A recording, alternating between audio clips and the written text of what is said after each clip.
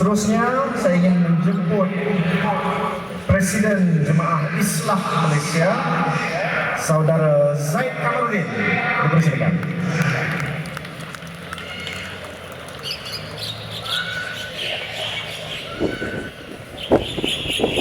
Assalamualaikum warahmatullahi wabarakatuh dan salam sejahtera. Apa khabar semua?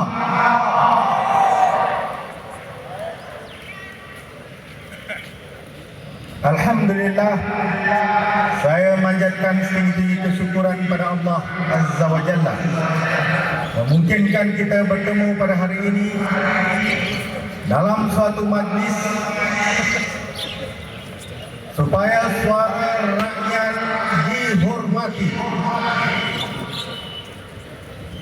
Ini adalah untuk kepentingan semua, dan ini bukan hanya untuk kepentingan kerajaan, parti politik ataupun siapa saja, tapi ini adalah amanah dan suara rakyat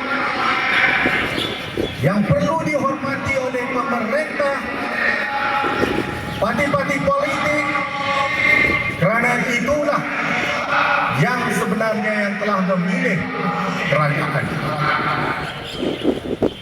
Walaupun saya tadi diperkenalkan sebagai Presiden Jemaah Islah Malaysia JIM, sebenarnya pada hari ini saya pakai baju bersih.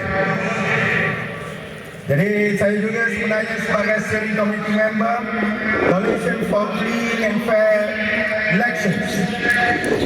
Dan apabila kita menyebut tentang suara rakyat, siapakah yang menentukan suara rakyat itu? Rakyat sendiri, dan melalui proses-proses demokrasi dalam menentukan kerajaan di dalam pemilihan raya umum.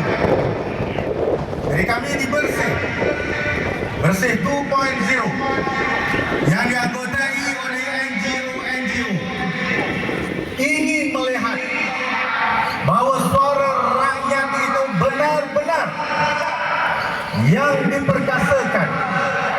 Jadi oleh kerana itu, kami akan berusaha bersama-sama dengan NGO lain, parti-parti politik, tokoh-tokoh, individu-individu, rakyat jelata, untuk memastikan bahawa pemilihan tuan-tuan dan puan-puan dihormati. Kita tidak mahu apa yang berlaku di Ivory Coast. Keputusan muktamad daripada rakyat, ada orang yang tidak mahu turun tahta. Begitu juga kita tidak mahu orang yang telah dipilih oleh rakyat kemudian diketepikan, disingkirkan melalui proses yang tidak diizinkan oleh rakyat. Jadi bagi memastikan kehendak rakyat dihormati melalui proses demokrasi dan juga melalui proses pilihan raya, Bersih mengambil beberapa pendirian. Saya akan menyentuh hanya sebahagian daripadanya. Satu orang, satu undi. Itu slogan yang selalu kita katakan. Tetapi tahukah kita bahawa nilai undi kita tidak sama? Ada di antaranya di tempat-tempat yang kecil menjadikan nilai undi mereka besar. Ada pula tempat yang begitu besar jumlahnya menjadikan nilai undi kita kecil. Ini adalah satu perubahan yang dituntut oleh Bersih, dan saya percaya tuan-tuan dan puan-puan juga menyokongnya. Setuju atau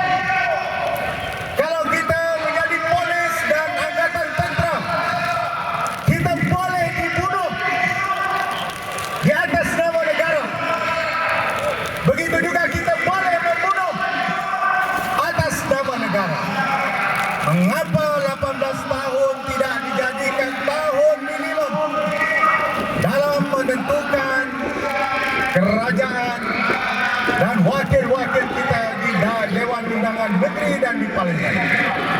Itu adalah lagi satu tuntutan bersih yang saya percaya juga dipersetujui oleh semua rakyat yang berpikiran waras.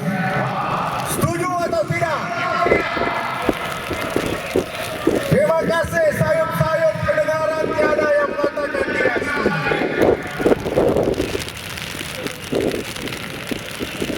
Banyak lagi perkara yang mungkin kita perlu sebutkan, tetapi saya ingin menyatakan hanya beberapa perkara yang kecil lagi. Yang pertamanya berkenaan dengan dakwat kekal, indelible ink.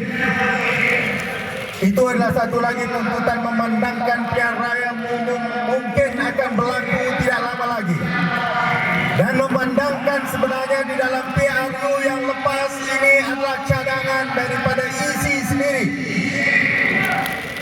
Kita tidak nampak mengapa perkara ini tidak boleh dilaksanakan.